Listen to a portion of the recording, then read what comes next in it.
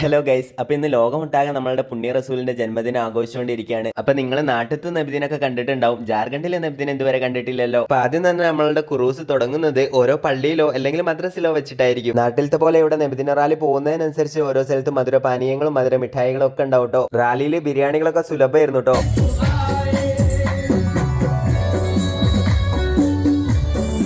ജാർഖണ്ഡിലെ കോരിച്ചെറിയുന്ന മഴയൊന്നും റാലിക്ക് ഒരു തടസ്സമേ അല്ലായിരുന്നു. നബിദിനം നമ്മൾ ആഘോഷിക്കുന്നത് വെറും ഒരു ജന്മദിനമായിട്ടല്ല കേട്ടോ, നബിയുടെ മഹത്വങ്ങളും ഹുബുകളും മധുഹുകളും ഒക്കെ ലോകത്തെ പാടി അറിയിക്കലാണ്. അങ്ങനെ കുറച്ച് കഴിഞ്ഞപ്പോഴത്തേക്കും പല സ്ഥലത്തുനിന്നും പല വണ്ടികൾ വന്നു. നമ്മൾ പ്രത്യേകം ശ്രദ്ധിക്കേണ്ടത് വേസ്റ്റ് ഡിസ്പോസൽ ആണ് കേട്ടോ. രാവിലെ തുടങ്ങുന്ന ഓരോ സ്ഥലത്തു നിന്നുള്ള റാലികൾ കിലോമീറ്ററുകളോളം സഞ്ചരിച്ചിട്ട് ഡൊറണ്ടയിലുള്ള സയ്യിദ് റിസൽദർ ബാബയുടെ മക്കാമിലാണ് പര്യവസിക്കുക. ഏകദേശം റാഞ്ചിയിലെ എല്ലാ പള്ളിയിലുള്ള ആൾക്കാരും ഇവിടെ എത്തിച്ചേരും. അവിടെ എത്തിക്കഴിഞ്ഞാൽ നമുക്ക് മനോഹരമായ കവാല ആസ്വദിക്കാട്ടോ.